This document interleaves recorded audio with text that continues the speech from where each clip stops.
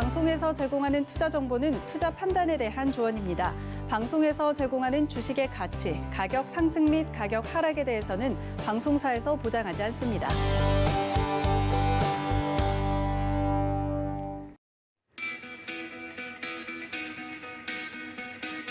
네, 안녕하세요. 고수익 작전 타임 김성입니다. 어제 우리 시장 역시나 FOMC라는 글로벌 빅 이벤트를 앞두고 관망세가 짙은 모습이었습니다. 어제 우리 양시장 보합권에서 혼조로 마감했는데요. 하지만 양시장 모두 하락 종목보다 상승 종목 수가 더 많았다는 점은 긍정적이었습니다. 그리고 어제 시장에서 특징적이었던 부분 바로 수급이었죠. 연계금이 최장기간 매도 행진을 끝내고 52거래일 만에 매수로 전환이 됐는데요. 자, 이 연속성도 함께 체크해 보셔야 될 것 같습니다. 그리고 어제부터 서머타임으로 1시간 빠르게 개장한 뉴욕 증시 3대 지수 모두 상승으로 마감을 했고요. 다우와 S&P는 사상 최고치를 기록했습니다. 자, 오늘 우리 시장은 어떻게 작전을 세워봐야 할지 오늘의 투자 작전 화면으로 먼저 만나보시죠.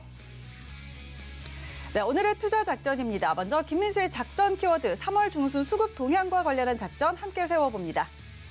네, 허반석의 작전 리포트 시간에는요. 비수기를 기회로라는 제목의 삼성 SDI 종목 리포트 함께 분석해봅니다.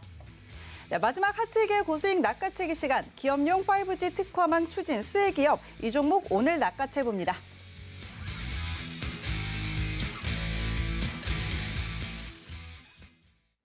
네, 오늘도 개장 전에 저희와 함께 시장의 작전 가득 세워보시기 바랍니다. 먼저 지금 국내외 시장에서 가장 핫한 이슈를 키워드로 알아보고 투자 작전까지 세워보는 김민수의 작전 키워드 시간으로 시작하도록 하겠습니다. 레몬리서치 김민수 대표와 함께합니다. 대표님 안녕하십니까? 네, 안녕하십니까? 네, 반갑습니다. 자, 오늘 준비해 주신 키워드 화면으로 먼저 만나보시죠. 네, 오늘의 키워드입니다. 3월 중순 수급 동향이라고 가지고 오셨습니다. 이제 우리 시장이 이제 유동성 장세에서 실적 장세로 넘어가는 과정에 있는 것 같습니다. 또 고객 예탁금이 줄어드는 모습들이 보이고 있는데요. 이 수급 동향과 관련한 작전 어떻게 세워볼 수 있을까요? 네, 3월 달이 중순도 훌쩍 넘어갔습니다. 이러다가 2021년도 4분의 1 후딱 가게 생겼습니다. 네, 날짜 빠른가요, 앵커님? 좀 빠른 것 같아요. 네, 저는 늦습니다. 늙어 죄송합니다. 예. 네, 일단 시장 관련돼서 이제 3월도 됐는데 이제 꽃은 필락말락하는데 날씨는 왜 이렇게 춥죠? 아직도? 네. 그래서 이 마음이 추워서 그런가 본데 시장이 활기를 돋구쳐서 마음도 따뜻해졌으면 하는 바람으로 시작을 해보겠는데요. 일단 지금 국내 증시와 해외 증시를 일단 2, 3월 달 흐름을 살짝 비교를 해보게 되면 의외로 지금 한국은 뭐 당연히 조정권인데 그동안에 한국 시장이 글로벌 시장을 리드했던 부분을 생각하게 되면 아직 뭐 격세지감이고요. 뭐 그렇게 오래된 상황은 아닌데 최근에 동향을 보게 되면 일단 미국의 다우지수가 상대적으로 높고 독일 증시가 강세입니다. 그렇다는 얘기는 지금 다우지수 같은 경우는 약간 인플레이션의 기대감을 반영한 어떤 경기 민감주들이 차지했다라는 관점들인데 독일 증시가 강한 것은 조금 의외죠. 아직 유럽이 코로나19 사태도 회복을 제대로 못했는데 벌써 저만큼 가 있고 게다가 또 상대적으로 달러화가 강세를 보이다 보니까 유로화 약세 때문에 이어졌던 변화고 뭐 이런 여러 가지 사실들 때문에 유럽 증시가 강한 거라고는 생각되고 있는데 계속 강할지는 모르겠고요. 또 하나 지금 나스닥과 국내 증시 또 중국 증시가 같이 약세를 보이는데 지금 또 하나는 중국 증시와 한국 증시가 거의 유사하게 3월 달에는 움직이고 있습니다. 거의 동행을 한다고 보여지고 있는데 하지만 어제부로 조금 더 바뀌었죠. 어제 같은 경우는 중국 증시가 흔들려도 한국 증시가 그래도 잘 견뎠다라고 하게 되면 일단 또 다른 기조를 갈 가능성도 있다고 보여지고 있는데 그런 쪽에서 중요한 변화 중에 하나가 아무래도 어떤 수급 관련된 쪽의 흐름들 쪽의 변화라고 봐야 될 것 같고요. 아무래도 지금 코스피나 코스닥 시장 어떤 지수가 저점에서 반등을 이제 또 움직이고 시도하고 있는 가운데 최근에 나온 변화는 외국인들에 대한 흐름들이 조금 더 바뀌고 있고요. 그동안은 개인들이 시장의 중심이었는데 외국인들이 어떤 저점에서 매수가 올라오기 시작하는 모습들과 함께 변하고 있다는 관점 쪽에서 외국인들에 대한 기대감이 살짝 또 올라가고 있는데 이쪽은 또 계속 지켜봐야 돼요. 여전히 달러화가 강한 흐름들로 나오고 있다라고 하게 되면 아직 그 제한된 모습들이기 때문에 외국인들에 대한 동향들 기대는 해도 너무 크게 어떤 아직까지 변화를 가져가기는 좀 힘들 것 같고요. 또나 앞서 얘기를 잠깐 하셨던 예탁금과 또 그 신용 잔고 추이를 한번 보게 되면 어제까지만 하더라도 예탁 잔고에 대한 실망감이 상당히 컸습니다. SK 바이오사이언스가 청약이 들어오다 보니까 그에 따른 변화는 이해를 한다고 하더라도 오히려 지금 예탁금이 좀 주춤하면서 하향화되는 모습들이 좀 불안했는데 오늘 아침에 HTS 켜보니까 다시 65조대 근처까지 돌아왔습니다. 그러다 보니까 아직 어떤 예탁금과 관련된 힘이, 즉 국내 유동성이 빠진다고 보기는 힘든 시점 같고요. 하지만 또 중요한 게 신용 잔고겠죠. 근데 여기서 예탁금이 만약에 흘러내려가서 좀 재미가 없게 된다라고 하게 되면 부담이 될 수밖에 없는 게 신용 잔고 비율입니다. 즉 예탁금 대비 신용 잔고가 과거에 60조대 이상에서 바라보는 신용 잔고 비율과 만약에 50조대 밑으로 내려가게 되면 신용 잔고 비율이 확 올라가게 되죠. 그러면 시장에 대한 부담이 됩니다. 그런 부분들과 관련돼서 오히려 신용 잔고가 좀 하향화되고 예탁금이 올라가는 게 가장 좋겠죠. 이 부분은 또 체크를 해야 될 것 같고요. 또나 앞서 잠깐 얘기 드렸던 달러화 흐름들인데 지금 일단 시장이 보통 이제 저희가 알고 있는 상식은 한 국가가 경기 부양책을 통해서 부채 비율이 확 늘어나고 재정 정책을 쓰다 보니까 재정 부담이 늘어나고 그러면 통화가 약세가 돼야 됩니다. 근데 지금은 달러화는 강세로 가고 있죠. 약간 저희가 알고 있는 흐름들과는 다른 게 지금 또 기존은 이런 재정 부양책을 통해서 미국이 가장 또 탄력적으로 특히 올해는 중국보다 미국의 GDP 성장률이 더 클 것이다 라고 바라보다 보니까 이런 부분들이 반영되면서 달러화가 강한 모습들인데 일단 본격적으로 경기 부양책에 따른 현금 유입들과 뭐 여러 가지 흐름들이 확인되게 되면 다시 약세가 갈 가능성도 무게를 두긴 하는데 아직 추이는 여전히 달러화가 강세이기 때문에 아직 신흥국 입장 쪽에서는 별로 그렇게 살짝 달갑지 않다라는 관점 쪽으로 바라봐야 될 것 같고요. 또나 인플레이션과 관련된 쪽에서 유가 얘기는 몇 번 드렸습니다. 지금 저희가 10년물 국채 금리나 미국을 국채만 바라보고 있는데 그거는 반은 맞고 반은 틀리고요. 솔직히 인플레이션이 본격적으로 들어올 것인가 라는 부분을 보게 되면 유가를 더 먼저 봐야 될 것 같습니다. 유가의 동향이 원자재 가격과 인플레이션에 대한 하나의 중요한 변화이기 때문에 유가가 여기서 70달러대 이상으로 확 하고 올라간다라고 하게 되면 금리도 아마 1.8%대, 2%대까지 10년물 금리로 확 뛸 겁니다. 근데 이 부분이 아니라 지금 유가가 좀 고민을 하고 있고 더 못 올라가는 모습들로 나온다. 그러면 금리 관련된 이슈는 이겨야 될 것 같습니다. 오히려 유가가 하향 안정화됐을 때 금리는 더 못 올라가고 약간 후퇴할 가능성이 높기 때문에 그러면 당연히 증시에는 기대감이 높고요. 게다가 또 나스닥을 비롯한 기술주는 다시 올라갈 것 같습니다. 그렇기 때문에 이것저것 따지지도 말고 묻지도 말고 일단 지금은 금리보다는 유가를 보자라는 쪽에 다시 한번 강조를 드려야 될 것 같고요. 또나 업종별로 투자자별 매매 동향이 3월 중반까지 어떻게 이어갔느냐라고 봤을 때 일단 흐름을 보게 되면 개인은 역시나 아이러브 IT, 전기전자만 계속 집중 매수를 하고 있는 상황들이고요. 그러다 보니까 현상이 나머지는 좀 약간 소외하고 있는 부분들로 보여지고 있고 지금 12월 달부터 계속된 섹터로 보게 되면은 전기전자, 화학만 계속 삽니다. 개인들은요. 근데 외국인이나 기관은 좀 다변화된 흐름들을 보여주고 있고 그나마 외국인들은 약 한 두어 달 넘게 금융주에 대한 사랑이 상당히 돋보입니다. 그러면 I love financial인가요? 네, 외국인들은 영어로 하니까요. 네, 그러다 보니까 금융주에 대한 시각들이 상당히 계속 좋게 가져가고 있고 또 철강 금속 쪽 좋게 가져가고 있고 이게 외국인들의 변화다라는 점들을 눈여겨보셔야 될 것 같고요. 기관은 계속 판다라고 하더라도 그나마 관심 있는 게 음식료 쪽의 비중이 살짝 늘어나고 있고 유통주에 대한 시각이 좋아지고 있습니다. 근데 그래봐야 계속 파는 게 더 앞서다 보니까 너무 크게 어떤 변화를 가져가긴 힘든데 그래도 외국인과 기관이 사는 업종을 본다라고 하게 되면 음식료업, 유통업 그리고 또 금융주 중에서 보험업종이 눈에 띕니다. 보험주는 올해도 상대적으로 실적 흐름들 나쁘지 않을 걸로 보여지고 있는데 저평가다는 관점 쪽에서 꾸준하게 사고 있다라고 하게 되면 저희도 사서 꾸준하게 들고 가도 되겠죠. 대표적으로 제가 개인적으로는 메리츠화재라든가 한화손해보험 실적 변화 올해도 괜찮은데 주가는 상당히 싼 것 같습니다. 이쪽은 계속 관심 있게 봐야 될 것 같고요. 또한 외국인들이 순매수하는 종목을 또 살펴보게 되면 외국인들 매수 섹터를 봤을 때 종목별로 보게 되면 일단 금융주 대거 포진되어 있고요. 그리고 경기 민감 관련된 철강, 화학품, 뭐 약간 이체전지 쪽으로 봐야죠. 철강 쪽 그리고 해운 쪽, 자동차 쪽 이런 쪽으로 눈에 띕니다. 그러다 보니까 이런 부분들을 경기 민감 쪽으로 반영하고 있다고 봐야 될 것 같고요. 코스닥은 과거 어떤 바이오주가 상당히 많았는데 그 비중이 좀 떨어지면서 오히려 CJ ENM 같은 종목들, 미래컴퍼니나 아니면 이오테크닉스, TCK, 반도체 관련된 종목들 눈에 띈다고 보여지고 있는데 그중에서 순매수하는 종목 중에서는 그래도 현대글로비스 여전히 최근 들어서 외국인들 매수와 함께 사랑을 받고 있는 종목이고요. 자동차의 연장이라고 봐야 되겠죠. 그 밖에 코롱인더 같은 경우도 효성 TNC가 화학이냐, 우리도 화학이다 이런 것 쪽에서 살짝 또 외국인들의 관심이 높고요.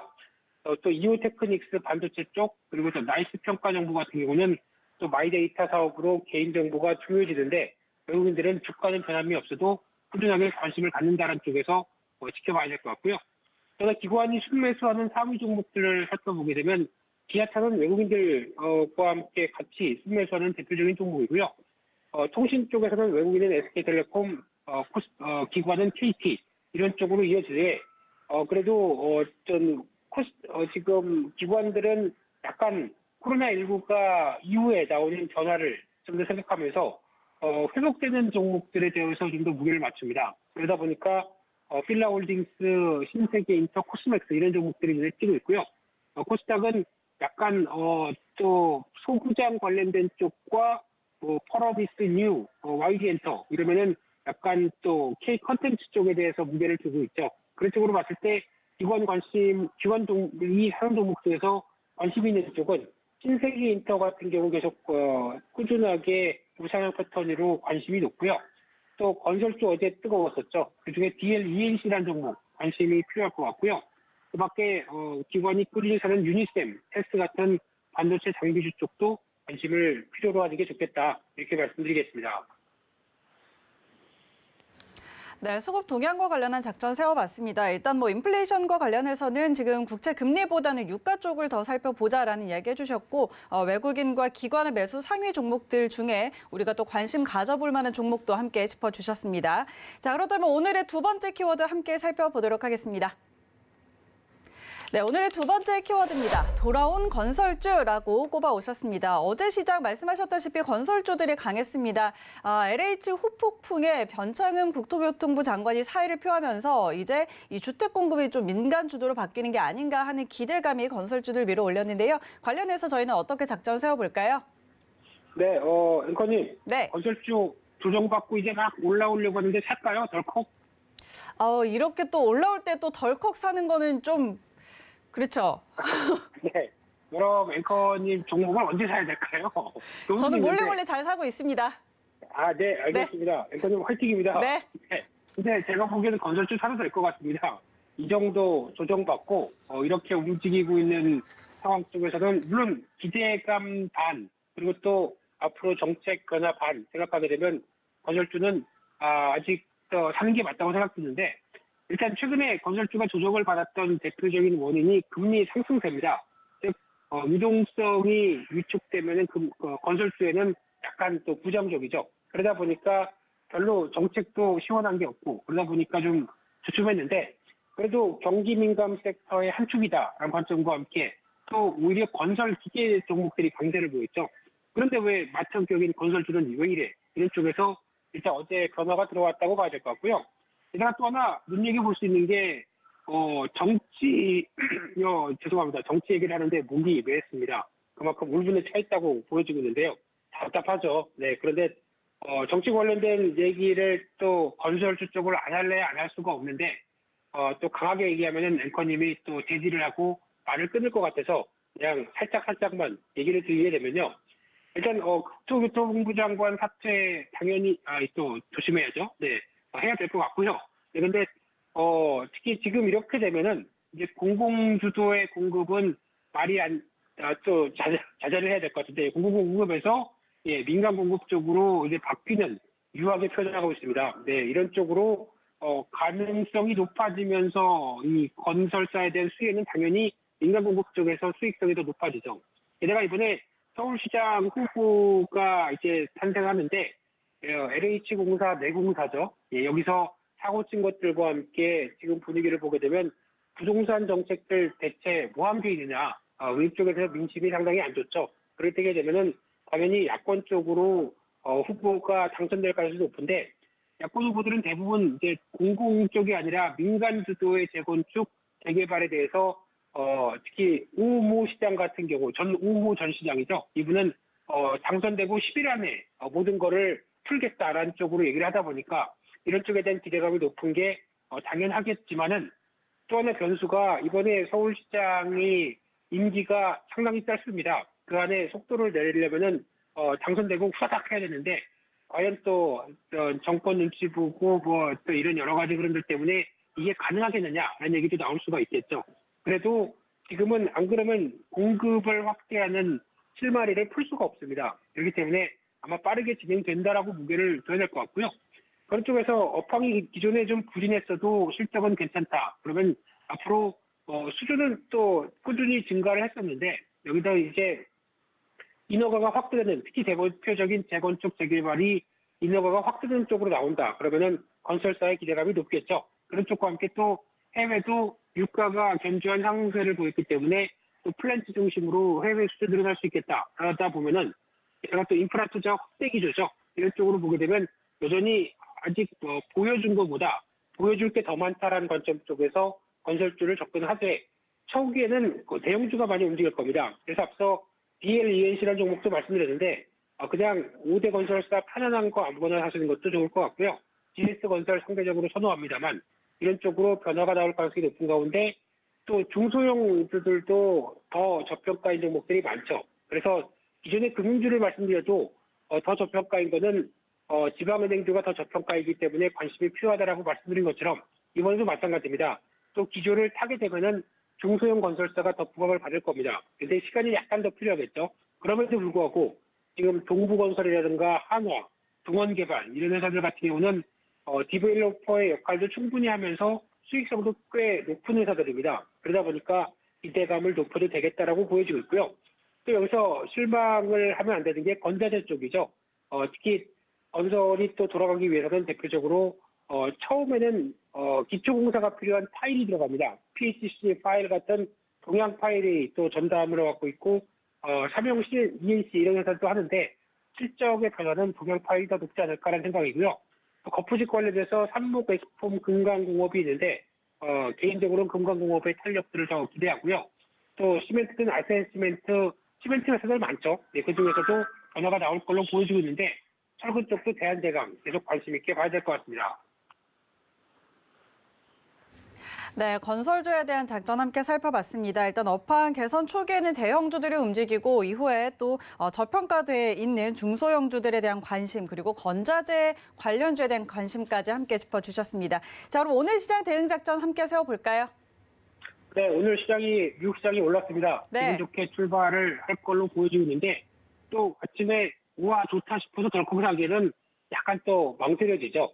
또 중국도 지켜봐야 되고 또 FOMC도 앞으로 있고 하다 보니까 오늘 오른다고 하더라도 이게 확장 패턴으로는 안 나갈 수가 있다고 봐야 될 것 같고요. 오른 다음엔 항상 눈치 보기와 함께 또 종목 중심으로 한정돼서 움직일 수도 있다는 쪽도 눈여겨보시되 자꾸 또 연준 얘기 안 할 수가 없는데 연준에 저희가 자꾸 기대려고 합니다. 근데 연준은 할 수 있는 얘기가 뻔합니다. 근데 그거를 어떻게 해석하느냐에 따라서 또 시장 분위기가 바뀌는데 연준은 그냥 별 관심이 없는 왜 자꾸 금리 때문에 그래 그냥 경기가 나아지면서 나오는 당연한 전화 아니냐라는 쪽으로밖에 할 얘기가 없을 것 같고요.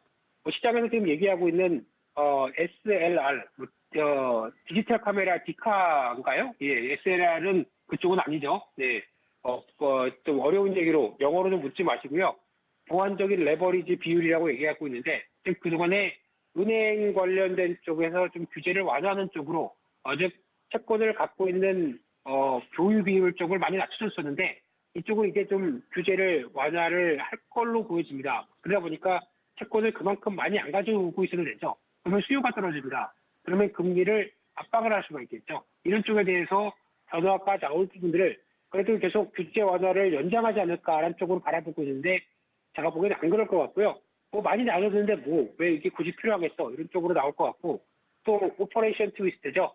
장기 국채 매입 관련된 쪽을 시장은 또 하지 않을까라고 보는데 노 그럴 것 같습니다. 그냥 지금은 그럴 때가 아니다라는 관점이다 보면 살짝 시장이 먼저 앞서서 기대를 이만큼 하다가 혼자 또 기대를 저버리는 현상이 나오다 보니까 시장은 또 흔들릴 수는 있겠죠. 근데 그 흔들림은 그냥 롤링입니다. 롤링은 브레이브 걸스의 노래인데요. 네, 무슨 얘기죠? 예, 죄송합니다. 네, 그냥 출렁일 수 있다는 정도로만 바라보면서 아직까지는 시장에 대해서 너무 연준과 관련된 기대를 키우기는 좀 힘들다라고 봐야 될 것 같고요.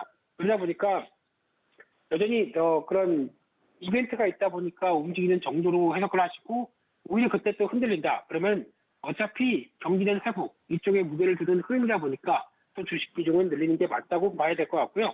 계속 시장이 출렁해도 주식 비중만 늘려라라고 하는데 돈은 어디 있나요? 네, 돈은 항상 준비하셔야죠. 그러다 보니까 지금은 인플레이션이 계속 확인이 된다고 하더라도 시장은 이를 계속 두드려 맞으면서 강해지는 어떤 맷집이 확보되는 단계로 해석을 하고 있습니다. 그렇기 때문에 너무 금리에 민감하게 특히 금리가 움직이는 속도만 잘 체크를 하시고 앞서 말씀드렸던 유가 잘 보시고 하게 되면 그렇게 크게 못 견딜 것도 아닙니다. 그렇기 때문에 적어도 시장은 경기 회복과 관련된 섹터의 변화 쪽과 그에 따른 흐름들 연장으로 이어질 것이다. 장마철 쪽에서 수출 잘 되는 업종 그리고 또 경기 민감주 계속 관심 있게 보자 이렇게 말씀드리겠습니다.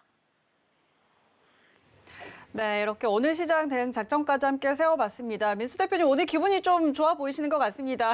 이 기분 따라서 오늘 시장 좀 괜찮게 흘러가기를 기대해 보도록 하고요. 오늘 말씀 여기까지 드릴게요. 고맙습니다. 네, 화이팅입니다. 감사합니다.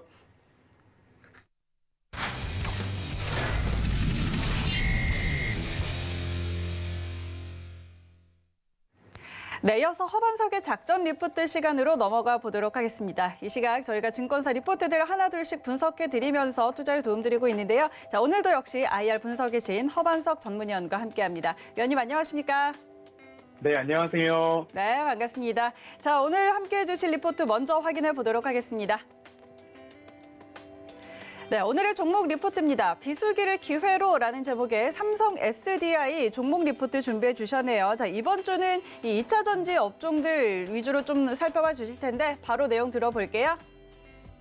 네, 오늘 제가 소개해드릴 종목은 삼성 SDI고요. 종목 리포트의 제목은 비수기를 기회로라는 종목의 리포트입니다.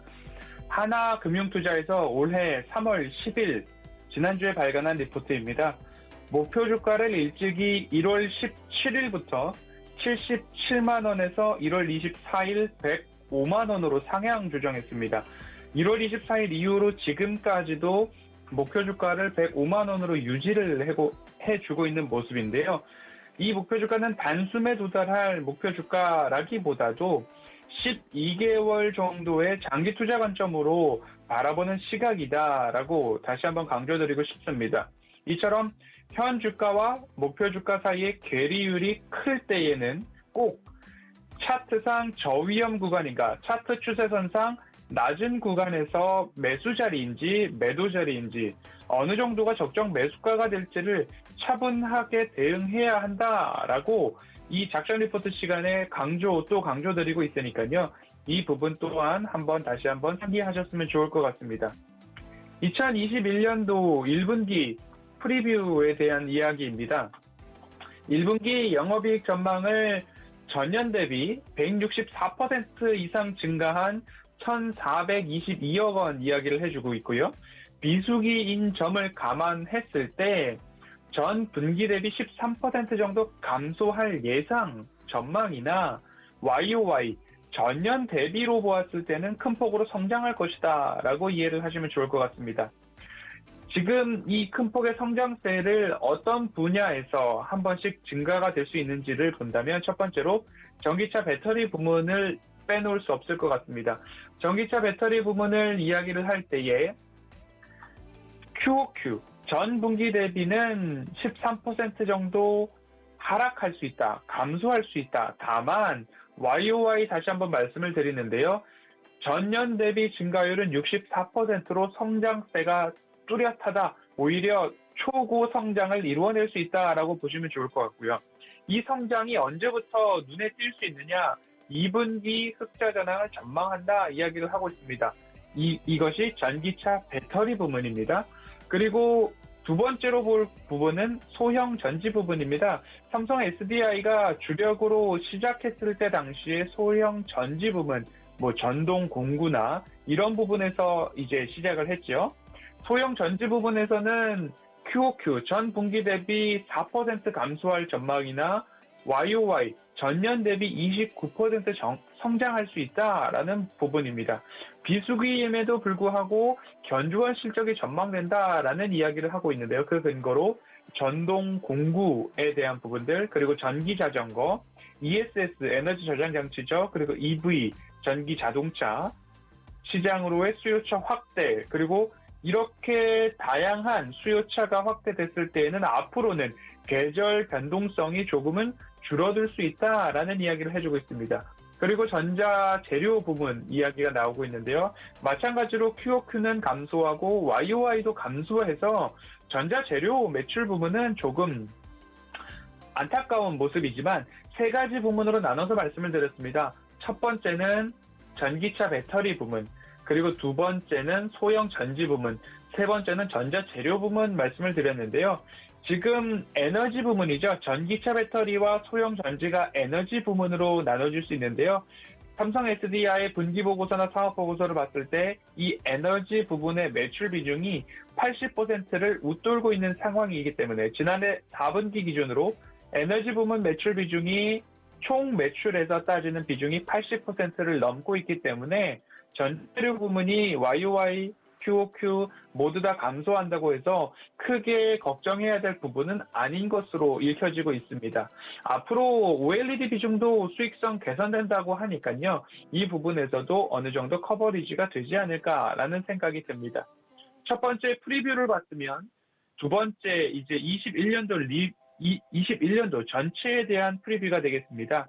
21년도 매출은 총 17% 성장에 대한 부분, 순이익이 59% 성장을 한다라는 이야기인데요. 매출액 상승 비중에 비해 순이익 상승이 뚜렷하다라는 부분입니다. 21년도 실적 총 매출액 13조 2천억 원으로 YOY 전년 대비 17% 성장을 예상하고 있고요. 영업이익도 이제 1조 원 뚜렷하게 증가할 전망입니다. 50% 이상 전년 대비 증가한 모습인데요.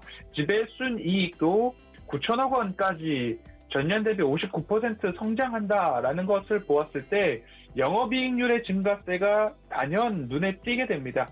매출 성장 대비 이익폭 확대가 전망된다라는 이야기인데요.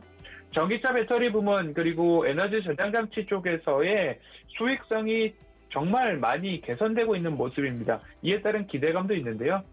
분기 실적 추이로 봤을 때는 1분기를 저점으로 그리고 매 분기 이익이 증가할 전망이다라는 이야기를 해주고 있는데요. 이 부분이 이제 지난주 제가 음식료 유통업 섹터를 말씀을 드리면서 포스트 코로나를 준비하면서 실적 개선세 어디에 전망을 해야 되는가? 그러면 음식료와 유통은 1분기를 저점으로 2분기부터는 뭔가 숫자로 개선되는, 확인이 되는 그런 모습에 집중을 해보시면 좋겠다라고 말씀을 드려왔거든요.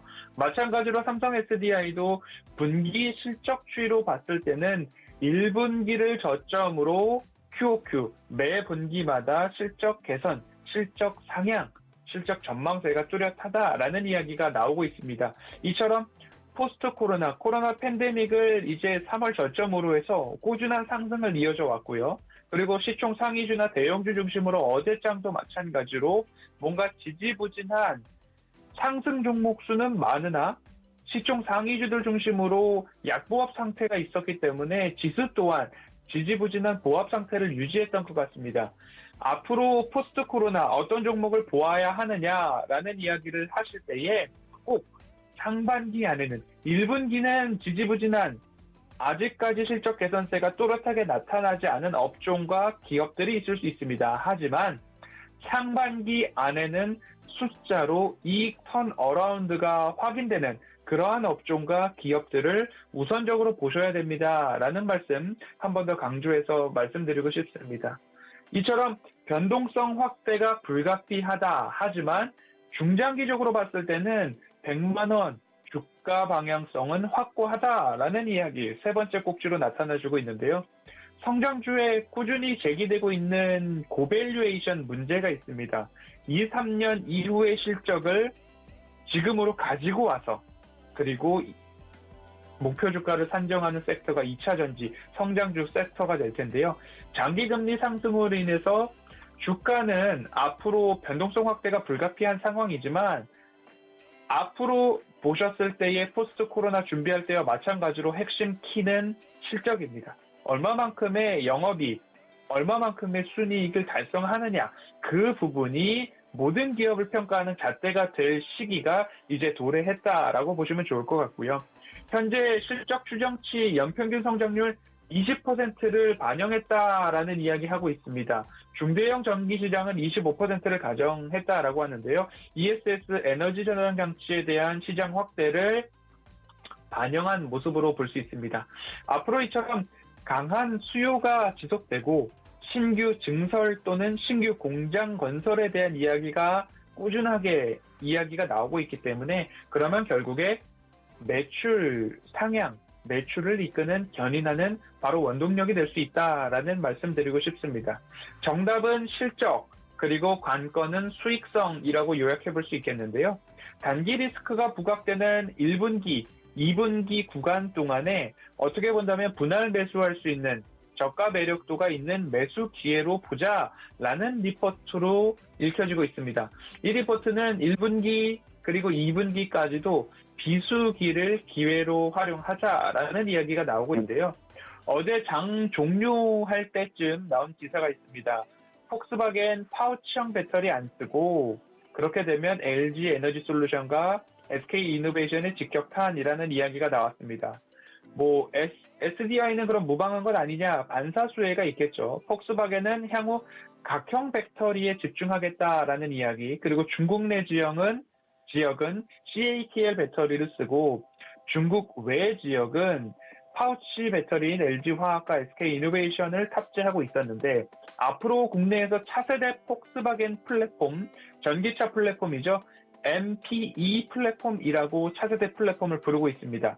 여기에 대한 수주 가능성이 존재하는 업체는 그렇다라고 한다면 삼성 SDI가 유일하지 않은가라는 업계의 전망이 있었습니다.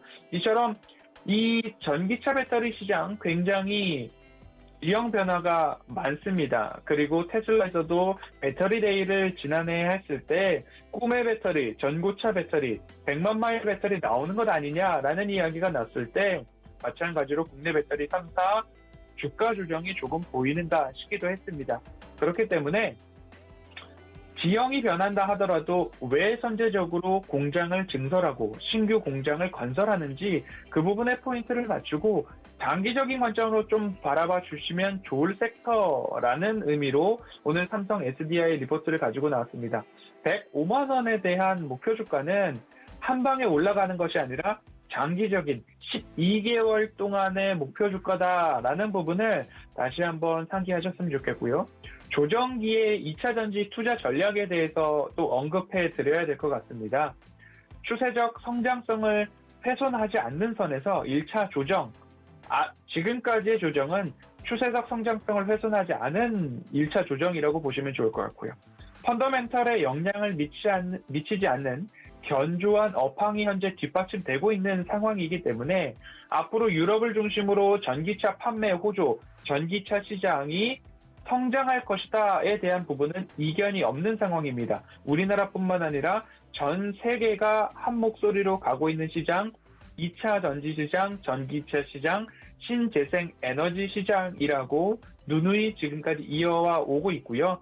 자동차용 반도체 배터리 수급 문제도 2024년 정도 되면 수급에 조금 부족한 것 아니냐, 공급에 부족한 것 아니냐, 수요를 따라가지 못하는 것 아닌가라는 이야기가 나오고 있어서 완성차 업체들도 배터리를 이제 직접 생산해 보겠다라는 이야기가 나오고 있지만 한순간에 기술력을 따라올 수 없는 분야이기 때문에 이 부분은 비수기를 기회로 활용할 수 있다라는 의미로 리포트 한번 다시 살펴봤습니다.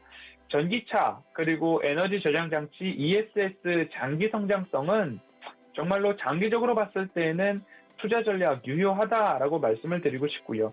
1분기 저점 확인한 이후에 반등이 나온다라고 한다면 시장의 성장성과 함께 하반기 추가 상승 기대감에 대한 부분들 여전하다라고 말씀을 드리고 싶습니다. 기술적 분석을 한번 해보고 싶습니다. 삼성 SDI 차트고요. 이전부터 완만한 상승세를 보여주고 있다가 전기차 시장에 대한 부분, 2차 전지, 신재생 에너지에 대한 부분에 대해서 이러한 추세가 다시 한번 그려지는 모습입니다. 하방을 잘 높여가고 있던 와중에 이 구간을 포인트로 해서 다시 한번 추세가 크게 상승하는 모습입니다. 그 크게 상승할 때의 또 다른 추세상 바닥을 짚어본다라고 한다면 최근에 이 조정장 이후에 다시 한번 이 추세를 테스트하고 있는 모습입니다. 그렇기 때문에 이 추세선에서 단박에 매수를 비중을 실어서 들어가야 되느냐? 그렇다라기보다는 오히려 이 추세 하단 부분을 지지하면서 상승해줄 여지가 더 크다라고 이해를 해주시면 좋을 것 같습니다. 왜냐? 1분기에는 비수기가 올 수 있습니다. 그리고 2분기부터 턴 어라운드가 나올 수 있습니다. 라는 이야기를 보고서에서도 그렇고요. 그리고 시장에서도 그렇고요. 앞으로 2차 전지, 배터리 부분에 있어서의 지각 변동이 나왔을 때에 일부 조정 장세가 이어질 수 있다라는 그런 부분들 참고해 주시면 좋을 것 같고요.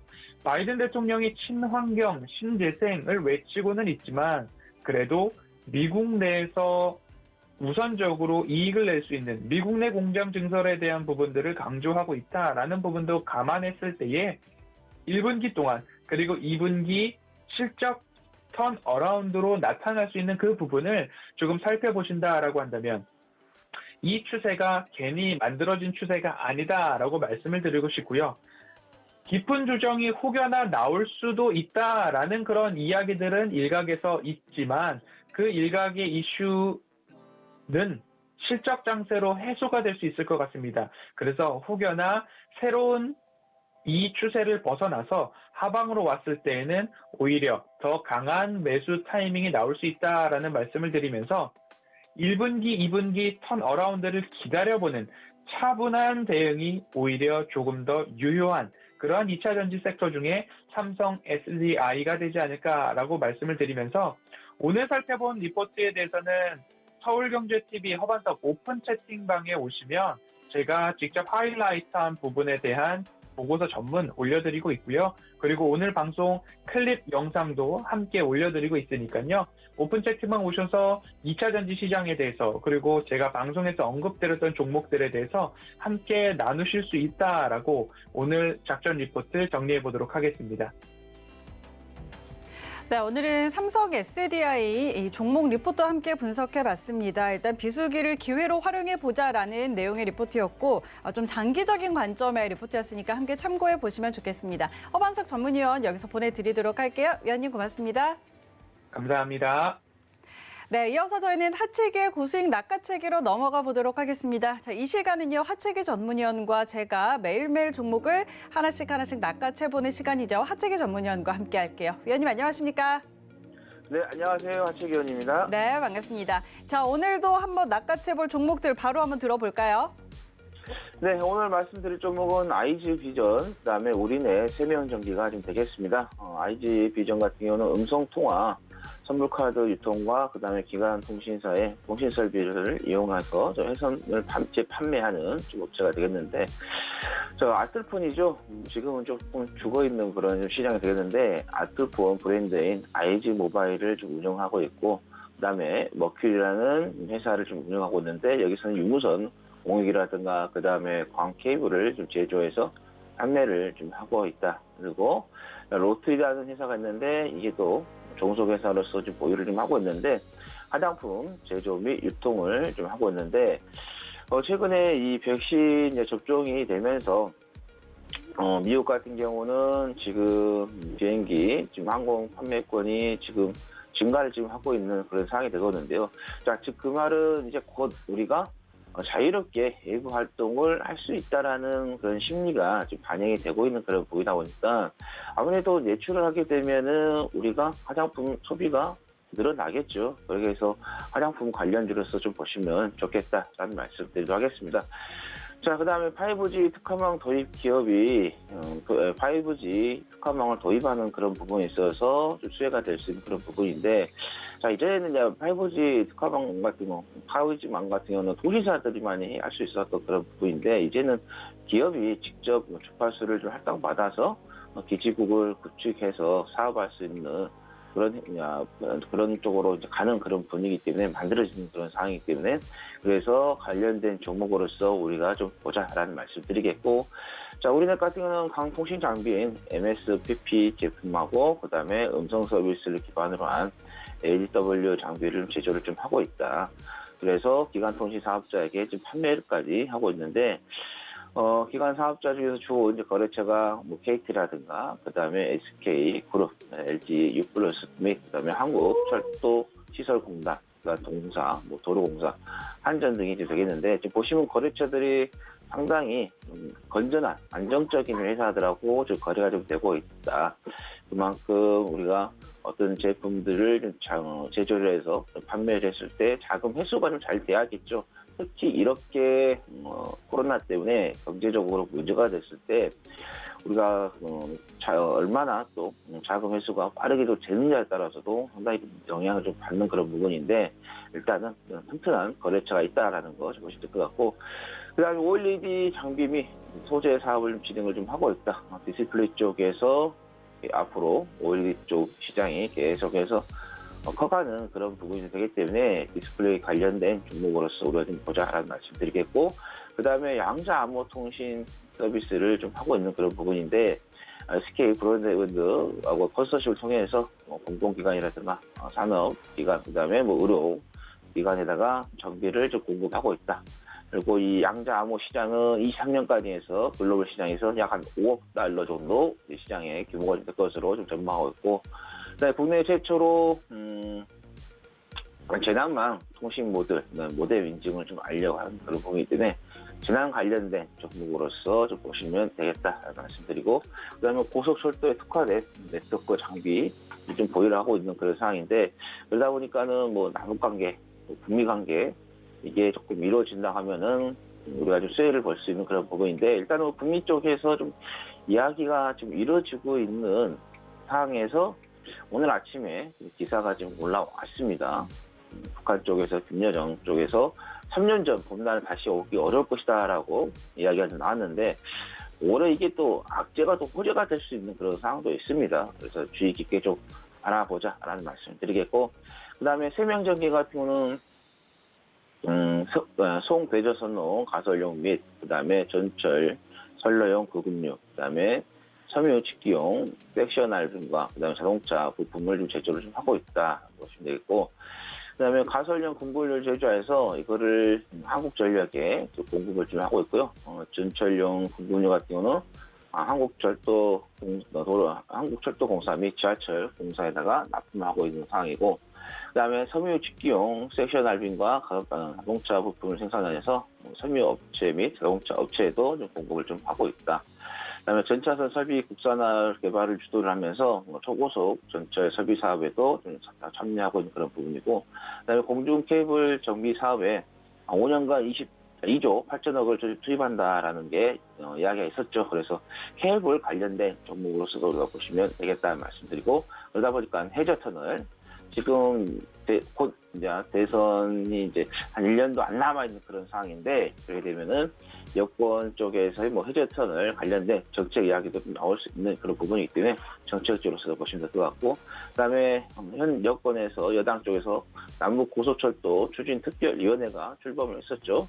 그러다 보니까는 북한하고의 또 관계가 조금 좋아진다고 하면은, 북미 간의 대화가 좀 좋아진다고 하면은 관련된 종목으로서 우리가 좀 보자라는 말씀 드리겠습니다.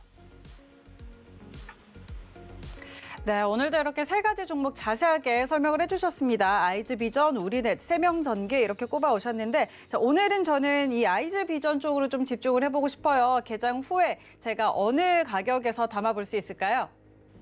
네, 뭐 IG비전 같은 경우는 파원에 있어서 좀 인수를 한다는 이야기가 나오면서 뭐 주가가 한 번씩 움직이는 그런 부분이었고, 뭐 실적이 안 나온다고 문제가 되겠는데 실적이 좀 잘 나오고 있는 그런 부분이고, 또 지난해 2019년도에 단기 순이익하고 영업이익이 적자였었어요. 근데 흑자로 돌리면서 어떤 턴어라운드가 되고 있는 그런 좀 상황이 좀 되고 있고, 뭐 재무적인 부분에 있어서 뭐 부채 비율이 지금 한 39%, 한 40% 정도 부분에서 지금 잡혀 있는 그런 부분 때문에 뭐 빚도 없이 잘 운영하고 있고, 뭐 유보율 같은 경우는 좀 1000%가 넘는 그런 상황이기 때문에 상당히 좀 안정적으로 좀 운영을 좀 하고 있다 이렇게 보시면 되겠습니다. 그래서 일단은 주가가 보시면 아시겠지만은 지난 1월 27일에 한번 반짝하고 급등이 좀 나왔었어요. 그 이후에 이제 지금은 조금 주춤하는 그런 부분이 좀 되고 있는 그런 부분인데, 일단은 시장이 지금 좋지가 않은 상태에서도 자기 자리를 잘 지키고 있는 그런 좀 상황이 좀 되고 있다 이렇게 보시면 될 것 같습니다. 그래서 일단은 매수가 같은 경우는 4,385원, 이게 지금 제가 잘못 나온 것 같아요. 4,250원으로 4,285원으로 지난 어제 종가 기준으로 매수가를 좀 잡도록 하겠고요. 자, 손절 라인은 지금 조금 오타가 좀 난 것 같아요. 4,130원으로 수정하도록 하겠습니다. 아마 작가님께 제가 드릴 때 조금 매수가고 손절가를 잘못 드린 것 같고요. 목표가는 5,000원으로 잡고 대응을 하시면 되겠다라는 말씀 드립니다. 네, 오늘 아이즈비전 가격 전략 세워주셨습니다. 오늘의 매수가는 어제의 종가였던 4,285원, 그리고 목표가는 이전에 1월 27일에 한번 튄 적이 있습니다. 5,000원 선까지 바라보고요. 손절은 4,130원 이렇게 잡아주셨으니까 함께 참고해 보시기 바랍니다. 자, 그럼 저도 개장하면 이 종목 한번 잘 담아보도록 하고요. 하채기 전문위원은 잠시 후에 다시 만날게요. 고맙습니다. 감사합니다. 네, 오늘도 이렇게 저희가 작전들 함께 가득 세워봤습니다. 이렇게 투자 작전 잘 세워봤으니까 실전 매매에 적용해 봐야겠죠. 오늘 고수익 작전 타임은 여기까지고요. 잠시 후에 순간포착 매매 시그널로 돌아오겠습니다. 고맙습니다.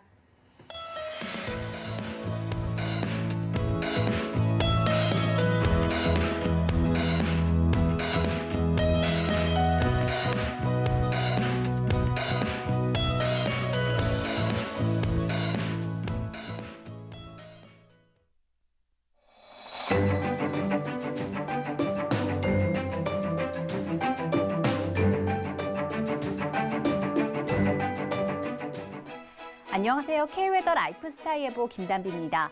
현재 위성 영상 보시면 중부지방은 대체로 맑고 남부지방은 구름 많거나 흐린 가운데 제주도를 중심으로는 약한 비가 내리고 있는데요. 이 비는 아침에 대부분 그치겠지만 서해안과 전라 내륙을 중심으로는 가시거리 1km 미만의 안개가 끼는 곳이 있겠습니다. 교통안전에 각별히 유의하시기 바랍니다. 오늘은 황사의 영향을 받으며 전국의 공기질이 탁하겠습니다. 전국의 미세먼지 농도 나쁨에서 매우 나쁨 단계를 보이겠는데요. 노약자나 호흡기 질환자는 외출을 삼가고 환기는 자제하는 등 호흡기 관리에도 신경 쓰시기 바랍니다. 한편 오늘도 대체로 포근하겠지만 낮과 밤의 일교차가 15도 내외로 크겠습니다. 아침 기온 서울 3도, 춘천 2도로 다소 쌀쌀하게 느껴지겠고요. 낮 기온은 서울 13도, 춘천 15도, 대구는 17도까지 오르겠습니다. 오늘은 기압골의 영향에서 벗어나 중국 북부지방에서 남동 지나는 고기압의 영향을 차차 받겠습니다. 다음은 자세한 지역별 날씨입니다. 중부지방은 대체로 맑은 가운데 아침 기온 수원 2도, 낮 기온 12도로 일교차가 크겠습니다. 동해안도 맑은 하늘이 드러나겠고요. 강릉의 아침 기온 7도, 낮 기온 15도가 되겠습니다. 남부지방 제주는 아침까지 비가 내리다 그치겠고요. 한낮에는 제주 15도, 부산 19도까지 오르겠습니다. 바다의 물결은 동해상으로 최고 3m까지 높게 일겠고요. 그 밖에 서해상으로도 최고 2.5m까지 약간 높게 일겠습니다. 오늘 밤사이 기온이 내려가며 내일 아침은 쌀쌀하겠고요. 금요일에는 전남과 경남, 제주도에, 토요일에는 전국에 비가 내릴 전망입니다. 날씨였습니다.